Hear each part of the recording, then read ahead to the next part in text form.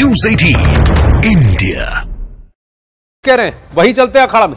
2012 से किसी ने बिल ही नहीं दे रखे, मीटर ही नहीं लगा रखा। ऐसे लोग अगर अब मीटर लगाने को तैयार हो जाते हैं तो हम ये देखेंगे उसके आस पड़ोस की, उसकी गली में रहने वालों का क्या बिल आया, क्योंकि पड़ोसी तो सेम कैटेगरी के लोग हैं।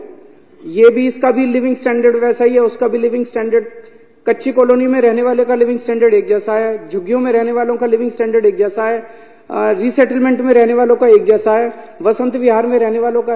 तो हम ये देखेंगे कि उस गली के अंदर बाकी लोगों का बिल कैसे आ रहा है। तो नेबरहुड की स्कीम इसके अंदर है, जो गली के लोगों का जिस ट्रेंड पे बिल आ रहा है उसी हिसाब से इसका भी बिल मान लिया जाएगा।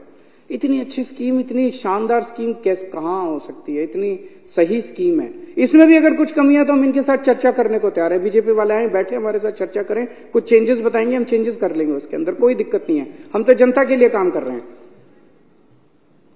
तो इसमें मान लीजिए किसी का अब एवरेज आ गया 20,000 लीटर से कम, तो 20,000 लीटर से कम अगर हो गया तो उसके 5-7 साल का सारा बिल माफ हो जाएगा।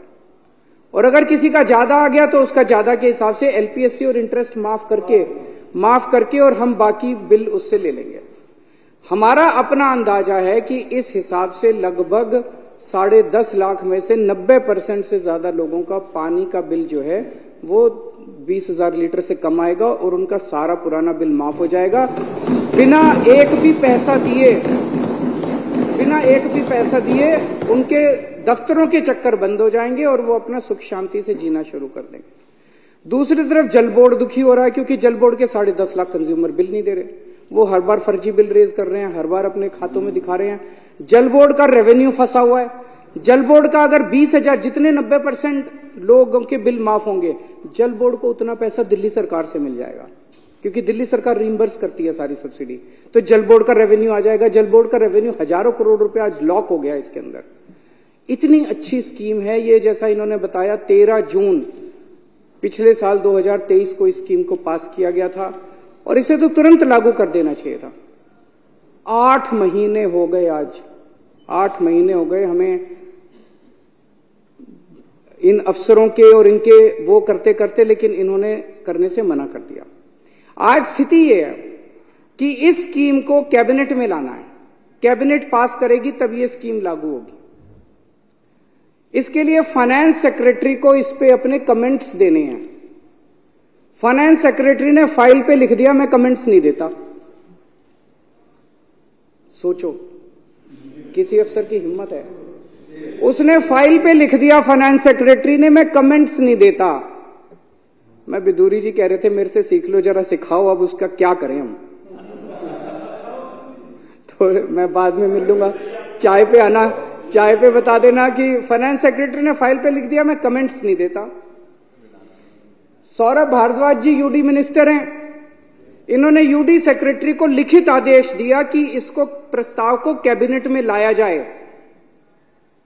यूडी सेक्रेटरी ने फाइल पे लिख दिया मैं इसको कैबिनेट में नहीं लाता जब तक फाइनेंस सेक्रेटरी कमेंट्स नहीं देगा।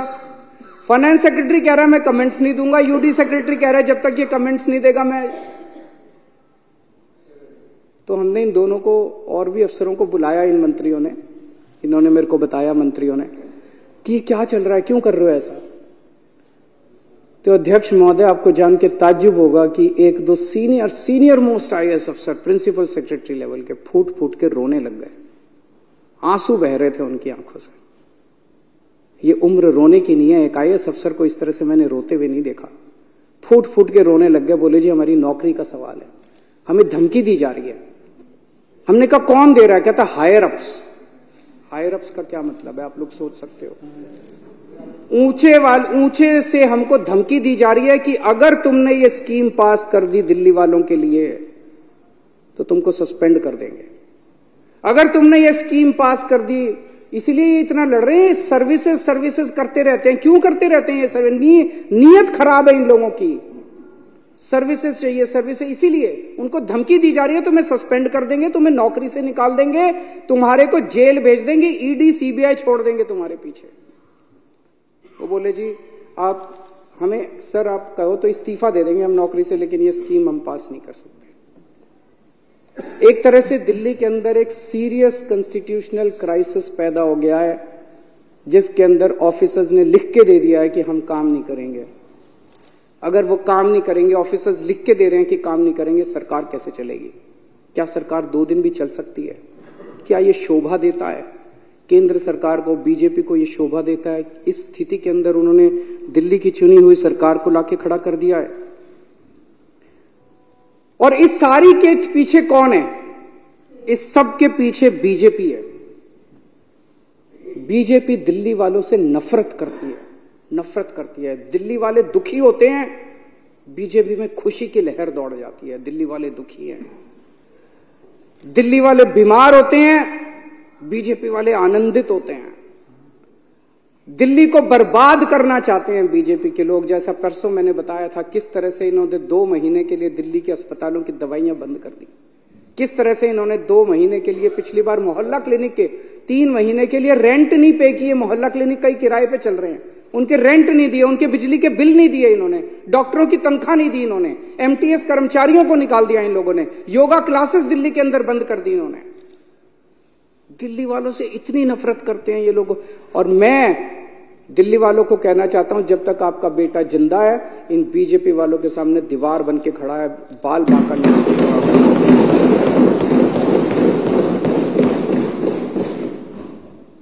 और अब ये इस स्कीम का विरोध कर रहे हैं। मुझे बेहद खुशी है, अभी इन्होंने बिदुड़ी साहब ने कहा कि हम स्कीम का विरोध नहीं कर रहे। अगर आप स्कीम का विरोध नहीं करते बिदुड़ी जी, राजनीति एक तरफ है।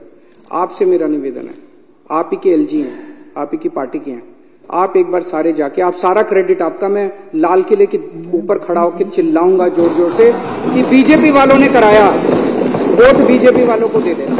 मैं बोलूंगा कि बीजेपी वालों ने कराया, वोट बीजेपी, वोट के लिए कर रहे हो और तो कोई कारण नहीं है। वोट आप ले लो सारे, हमें नहीं चाहिए वोट, हमें तो सेवा करने का मौका मिला है। यही भगवान ने कोई पुराने जन्म में पुण्य किए होंगे हम लोगों ने, जो हमें ये मौका दे दिया भगवान ने। ये सारी चीजें लेके मैं एलजी साहब के पास गया। मैंने एलजी साहब को बताया, मैंने कहा एलजी साहब ये धमकी दी जा रही है अफसरों को, उनको कहा जा रहा है कि अगर तुमने खबरदार अगर ये स्कीम पास कर दी तो तुमको बख्शेंगे नहीं। तो एलजी साहब ने कहा कि तो दिल्ली के सदन में बोल रहे थे अरविंद केजरीवाल। वापस रुख करते हैं संदेश खाली का, जहां पीड़ित महिलाओं की ओर से बहुत कुछ कहा जा रहा है। उनका क्या कहना है? सबसे बड़ी कहानी वही है कि बंगाल में संदेश खाली इलाके में क्यों ये महिलाएं इतनी उत्तेजित हो गई हैं, इतने गुस्सालू हैं और ममता बनर्जी से क्या गुहार लगा रहे हैं। आइए आपको दिखाते हैं।